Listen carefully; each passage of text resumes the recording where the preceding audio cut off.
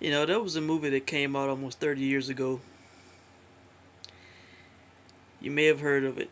It's called Twins, starring Danny DeVito and Arnold Schwarzenegger. This was my childhood, okay?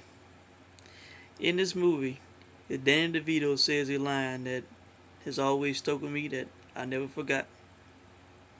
And that line is, money talks and bullshit walks.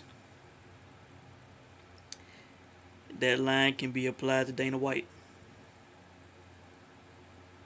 Dana White has made appearances on Conan and through TMZ Sports here on YouTube. First he goes on Conan and he says, I don't see how the fight doesn't happen between Floyd and Conor McGregor. There's too much money on the table. Okay? When he talks to TMZ Sports, again he says that the Floyd fight is on the table. There's no way that he will prevent Conor from making that kind of money. He says it doesn't make sense for his business, but he wouldn't stop the man from making that kind of payday. Okay.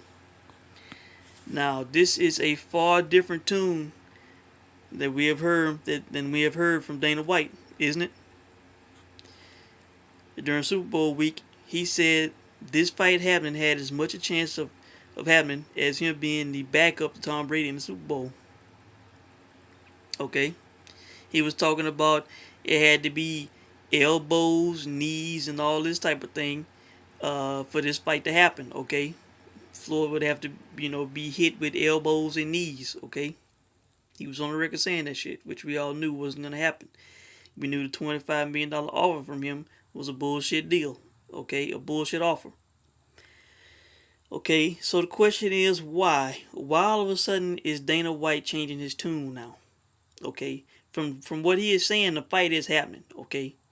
If he's not going to be the roadblock, because he was the only roadblock in this, okay? If he's not going to be a roadblock, this fight will happen, okay? Now, what made him change his mind, okay? There are two things that come to mind, okay, to me. One, he saw a deal, a negotiated deal, with all the money was laid out, how much Floyd getting, Conor getting, how much the UFC would get in compensation, for him to sign a release to let the man fight Floyd Mayweather, okay? And the UFC will get a good chunk of money. As I said, at a minimum they should get $50. I would do a percentage deal to where I got at least 50, on up whatever the greater other percentage is that I negotiate. Okay. All right. Now, I think it was either that or the new owner of the UFC, Ari Emanuel, had a sit down with Dana and said, "Hey, it's too much money to be made in this." Maybe somebody talked to Ari about how much money could be made in, or maybe Ari just keeps hearing the buzz about it and says, "Hey, let's get us a chunk of money out of this deal."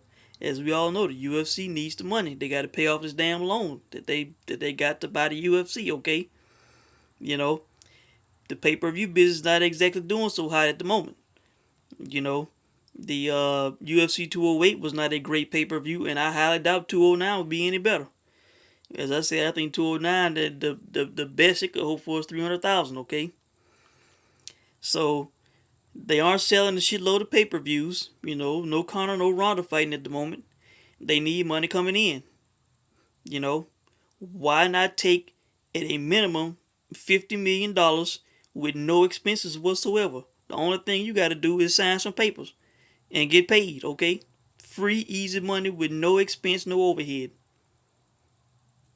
Sounds like a winner to me, man. You know. So as I said, money talks, bullshit walks. I figured this would be how it would go all along, because why would Dana White want to be on the side of history that prevented this fight? All the buzz, all the money talking about this fight, why would this guy be in the way when they could get easy, free money? And at the end of the day, money rules. I don't know if Ari got in his head. I don't know if he saw a deal on the table that made him open his eyes, okay? Well, I think one or the other happened. That's just my opinion. I have no facts of either one. Okay? Also, let me comment on this. Him talking about that this doesn't make sense for his business. I I strongly disagree. Okay, the UFC and one of his champions will be on the tongues of millions of people all over the world. Okay, this guy. If Conor goes in there, if they do this fight, okay, he says he doesn't see how this will it doesn't do anything for his business. Okay, well let's just imagine the impossible happened, and somehow, some way, Conor beats Floyd Mayweather. Well, damn, MMA and the UFC, boy, they look like the ultimate badasses.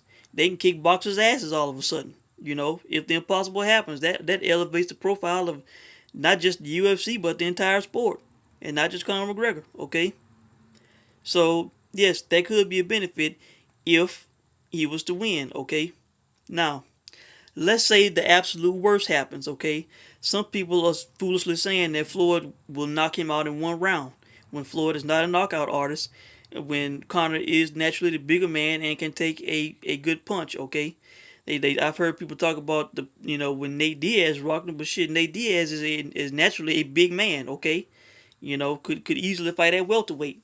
All right, now, and had fought at welterweight too. Okay, so he was the bigger man than Conor.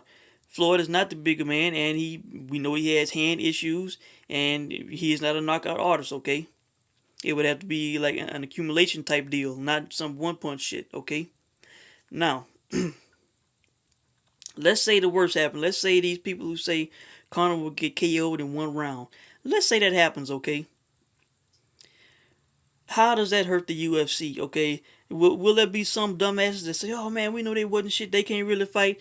Yeah, there would be some people like that. But on the plus side, as I said, the UFC and Conor McGregor would be on the tongues of millions of people. People that otherwise would not be talking about the guy. This would be a worldwide spectacle, something that has to be seen. I think on the level of a Mayweather Pacquiao, maybe those type pay-per-view numbers. Okay, so if he gets KO'd in one round, all you have to do is come out and say, "Look, my guy is a great fighter. He stepped in with one of the best boxers of all time in his sport. He had the heart to step in there. He was a heavy underdog. The guy had no pro experience. He was expected to lose, okay? And that there is no shame in him losing. You know, if Floyd was to come into the octagon, he would get smoked in one round also, in 3 minutes or less. You know, you could spin it like that and say, look, this guy's a great fighter. He had the heart to get in there, but he will live to fight another day, and he will fight on in the UFC. That's all you got to say.